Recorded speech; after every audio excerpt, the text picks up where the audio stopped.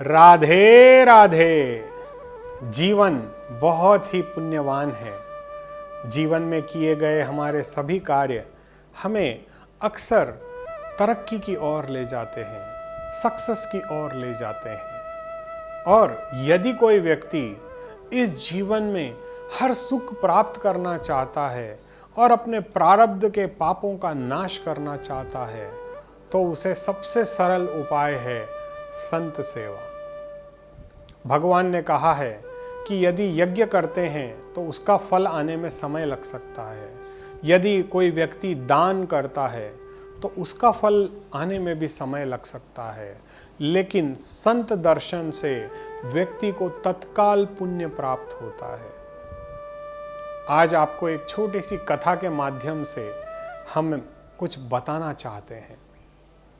एक बार एक माँ और एक पुत्र था। माँ बहुत ही दयालु थी, बहुत बड़ी भक्त थी भगवान गोविंद की। वो दिन रात भगवान गोविंद का नाम लेती थी, हर पल हर समय भगवान गोविंद को याद करती थी। और उसके घर में बड़ी ही दरिद्रता थी, आर्थिक रूप से वो लोग बहुत कमज़ोर थे। और एक दिन ऐसा आया कि उसके पुत्र ने कहा, हे माँ, तुम इतनी पूजा पाठ करती हो, इतना भगवान की भक्ति करती हो, मैंने कभी तुम्हें भगवान के बिना नहीं देखा, परंतु क्यों ऐसा है कि हम परेशान हैं, हम दुखी हैं, और दुनिया जो आज पाप कर रही है, झूठ बोल रही है, दिखावा कर रही है, वो लोग आज फल फूल रहे हैं। इसका क्या कारण है माँ? कुछ इसके बारे में प्रकाश डालो। माँ तो माँ होती है, वो जानती है कि यदि वो अपने बालक को समझाएगी तो वो इसको अन्यथा ही लेगा। समय बीतता गया। एक दिन माँ को एक प्रबल इच्छा हुई। एक संत एक गांव से, उनके गांव से मान लीजिए कुछ दूरी पे संत समागम हो रहा था, कुंभ का मेला लग रहा था। उस कुंभ के मेले में माँ खुद नहीं जा करके अपनी पुत्र को बोलती है कि बेटा, अभी कुंभ का मेला लगने वाला है और वहाँ तुम्हें ये अमुक संत मिलेंगे। अब तुम्हें करना क्या है कि उस संत के पास जा करके जो सवाल तुमने मुझसे किया था, यही सवाल तुम्हें उस संत को करना है कि तुम इतने दीन क्यों हो, तुम क्यों इतनी गरीब हो, क्यों भक्तों पर ही आज मुसीबत इस कलयुग में आ रही है। इसका उत्तर तुम्हें वहीं प्राप्त होगा। माँ तो करुणामयी होती है, उसने कुछ खाने का सामान बांध दिया और इस बालक को दे दिया, क्योंकि उस समय व्यक्ति के पास परिवहन के कोई साधन नहीं थे। तब अगर कोई बड़ा आदमी होता तो उसके पास घोड़ा गाड़ी होती या बैल गाड़ी होती, लेकिन तकरीबन लोग पैदल ही सफ़र किया करते थे। अब ये लड़का वहाँ से निकल पड़ा, जाते जाते काफ़ी दूर निकल गया। रात का समय हो गया। वहाँ पर एक बहुत बड़ा विशाल भवन बना हुआ था। वहाँ ये पहुँचता है और वहाँ पर जो उसके सेठ होते हैं, उन सेठ जी से ये अर्चना करता है कि रात का समय हो गया है, यदि हो सके तो मैं आपके घर के बाहर सो जाऊं। क्योंकि देखिए क्या होता था, पुराने ज़माने में चोर डाकुओं का भय हुआ करता था।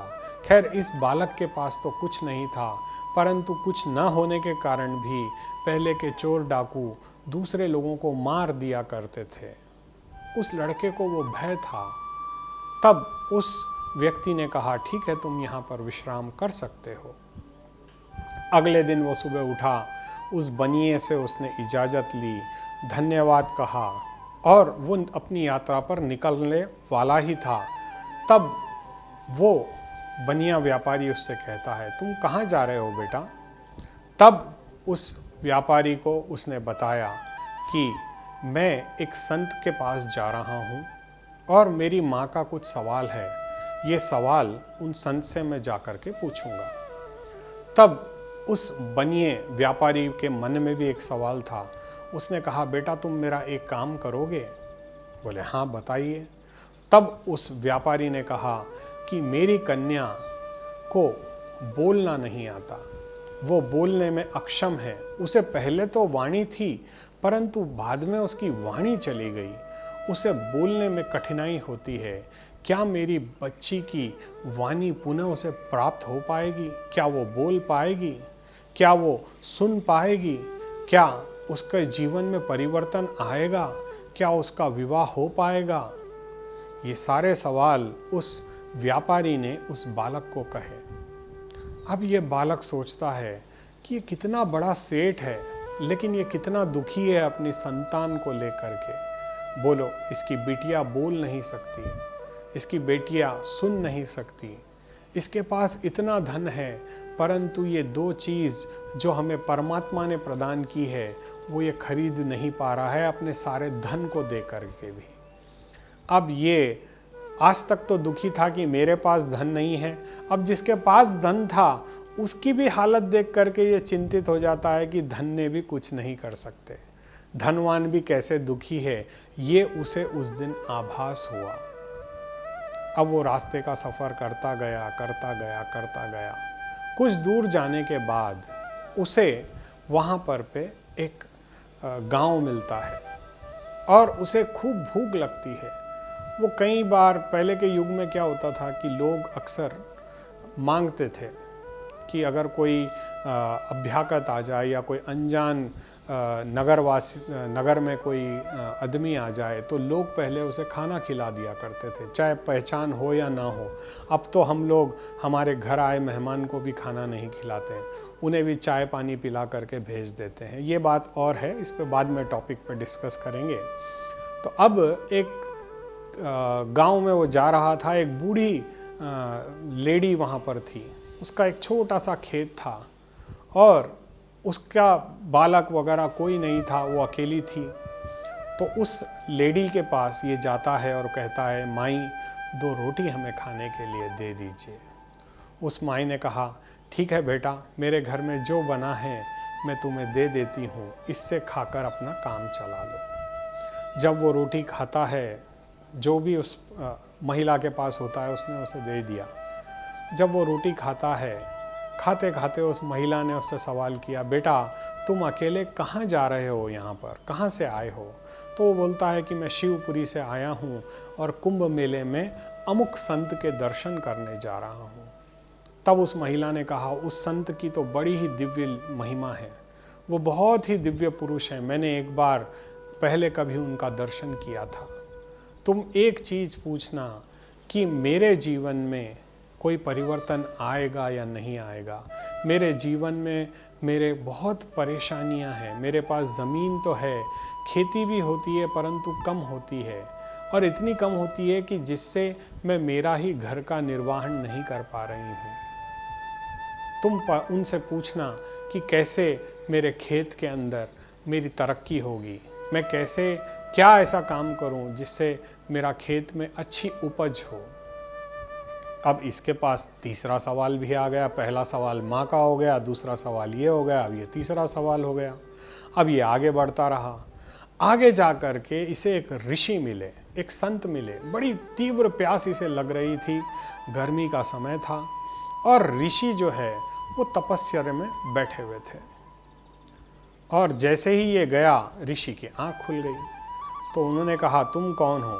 तो उन्होंने कहा कि मैं शिवगिरी से आया हूँ और कुंभ मेले में स्नान करने जा रहा हूँ। तब ऋषि कहते हैं, तो तुम उन संतों के दर्शन के लिए जा रहे हो? हाँ।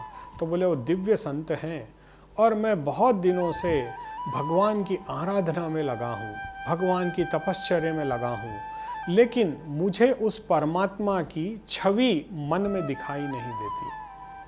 क्या कारण है? किस कारणवश मैं उस परमात्मा की कृपा का पात्र नहीं बन पा रहा हूँ? ये सवाल तुम उन ऋषि से अवश्य पूछना।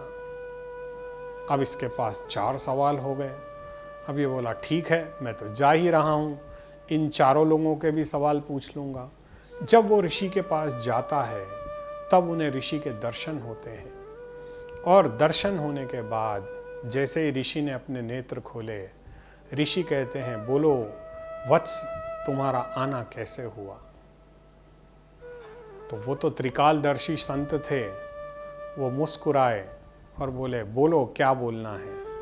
तो वो बोला, महाराज। जैसे उसने उनको महाराज कहा, उन संत ने कहा कि तुम 4 लोगों के पास से 4 सवाल मेरे पास लेकर के आए हो, मैं केवल 3 सवालों का ही उत्तर दूंगा। अब तुम चयन करो कि तुम्हें उन 3 लोगों में से किसी एक को छोड़ना होगा, और यदि तुम किसी एक को छोड़ करके 3 के सवाल पूछोगे तो मैं उन तीनों सवाल के तुम्हें परफेक्ट उत्तर दूंगा। अब ये बालक काफ़ी असमंजस में पड़ गया कि मैं किसका सवाल छोड़ूं। उस ऋषि का छोड़ दूं जिसने मुझे पानी पिलाया, उस व्यापारी का छोड़ दूं जिसने मुझे रात में ठहरने का आश्रय दिया, उस बुढ़िया माई का छोड़ दूं जिसने मुझे रोटी दी, या उस माँ का सवाल छोड़ दूं जिसने मुझे जन्म दिया। वो बहुत ही दुविधा में फंस गया, उसका मन चकरा गया। तब उसने बड़ा ही विवेक से महाराज जी से कहा कि आप इन 3 प्रश्नों के उत्तर दे दीजिए। और तब ऋषिदेव ने उन तीनों प्रश्नों के उनको उत्तर दे दिए। अब ये हंसी खुशी बड़ी प्रसन्नता के साथ पुनः अपने घर की ओर निकल पड़ा। रास्ते में उसे ऋषि मिले। तब ऋषि ने कहा कि क्या तुमने भगवान से मेरा उत्तर मांगा, उन ऋषियों से मेरा उत्तर मांगा? तब उस बालक ने कहा कि आपका मन आपके आश्रम के धन दौलत में अटका है। आप अपना उत्तराधिकारी ढूंढ रहे हैं कि किसे इस धन का उत्तराधिकारी बनाएं, किसे इस धन को दे दें, क्योंकि आपका मन आज भी धन में आसक्त है। इसीलिए आप प्रभु कृपा को प्राप्त नहीं कर पा रहे हैं। जैसा ही उन ऋषि ने इस बालक की बात सुनी, उनके आंसू निकल आए और उन्होंने कहा, तुमने सत्य कहा। ये बात केवल वो ऋषि जानते हैं या मैं जानता हूँ कि मेरे पास कुछ धन रखा है, और इसी धन की चिंता में मैं अक्सर खोया रहता हूँ कि मेरे बाद क्या होगा इस धन का। ना इस धन को मैं यूज़ कर पा रहा हूँ, ना इसे छोड़ सक रहा हूँ। इसीलिए शायद मेरी भक्ति अपूर्ण है। तो ठीक है, तुम एक काम करो, क्योंकि उस संत को मेरे अंतरात्मा, क्योंकि इस विषय को कोई नहीं जानता था कि इन ऋषि के पास क्या धन था। तो उस ऋषि ने उस धरती में से कुछ दिव्य मणियाँ, दिव्य रत्न निकाल करके इस बालक को दे दिए और कहा कि मैं आज बोझ से मुक्त हो चुका हूँ, तुम ये दिव्य धन और मणियाँ ले जाओ, क्योंकि तुमने मुझे वो दिव्य ज्ञान दिया है जिसकी चाह में मैंने सालों साल लगा दिए, लेकिन मुझे परमात्मा का मार्ग नहीं दिखाई दिया। केवल तुम्हारी वजह से, उस संत के द्वारा मुझे मेरी गलतियों का एहसास हुआ। तो ये धन तुम ले जाओ, तुमसे बड़ा कोई पात्र नहीं होगा। अब ये खुशी के मारे फटाफट उस धन को लेकर आगे बढ़ा। आगे उसे बुढ़िया मिली। बुढ़िया को उसने उत्तर दिया। बुढ़िया ने भी पूछा, आपको मेरे बारे में कुछ बताया? तो बुढ़िया माँ ने को भगवान जो संत जी ने आदेश दिया था वो सुनाया कि तुम जो खेती करती हो उसमें आधा धान तो अच्छा होता है, परंतु आधी जगह पे खेती बराबर नहीं हो पाती है। उसका कारण ये है कि उसके नीचे कुछ दबा है। तब उसे शक होता है कि मेरी ज़मीन के नीचे क्या दबा है, और वो तब उसको ज़मीन को खुदवाती है। तो देखे तो इसमें से धन धान्य बड़े बड़े गंगाल भर के सोना निकलता है। जो बेचारी बुढ़िया खाने पीने के लिए भी परेशान थी, उसके पास अतुल्य धन आ जाता है। तो अब वो बोलती है कि तेरी वजह से मेरी दरिद्रता का नाश हुआ, इसमें से एक बड़ा गंगाल तू भी ले जा, मैं इतना धन क्या करूँगी। अब ये बेचारा गरीब, इसे पहले तो ऋषि से धन मिल गया, अब इस बुढ़िया माई से भी मिल गया। अब ये आगे जाता है, आगे उस व्यापारी से मिलता है। तो व्यापारी ने पूछते हैं कि क्या तुमने मेरे सवाल का जवाब मांगा संत से? तो उसने कहा, हाँ प्रभु मांगा है। तो बोले, क्या उत्तर मिला तुम्हें? बोले, उत्तर ये मिला कि आपकी कन्या जब बाहर जाएगी और वो किसी ऐसे पुरुष को देखेगी तो अपने आप उसकी वाणी निकल आएगी और वो आपको पुकारेगी भी, और जब वो पुकारेगी तब वो सुनेगी भी। और अनायास ही वो लड़की वहाँ सामने से चली आती है और उसे यही लड़का दिखाई देता है, तब उसकी आवाज़ भी आ जाती है। तो वो बोलता है कि इससे अच्छा वर मेरी कन्या को प्राप्त नहीं होगा। अब ये जो बालक था, जब ये अपनी माँ के सामने जाता है और इसने कहता है कि हे माँ, मैंने अपने तुम्हारे सवाल को छोड़ करके बाकी सबके सवाल पूछे और मुझे उसके फलस्वरूप ये दिव्य कन्या पत्नी के रूप में प्राप्त हुई और अतुल धन संपत्ति मुझे प्राप्त हुई। तो आज मुझे इस तुम्हारी सीख से ये प्राप्त हुआ है, तुम्हारी भक्ति से ये प्राप्त हुआ है कि जब हम किसी गैर के लिए कोई अच्छा काम करते हैं तो परमात्मा हमें कभी निराश नहीं करते। इस कथा से हमें यही ज्ञान प्राप्त होता है। तो जैसे उस बालक को ये ज्ञान प्राप्त हुआ, हम सबको भी परोपकार की भावना रखनी चाहिए और सबके हित में ही अपने हित का ध्यान रखना चाहिए। राधे राधे।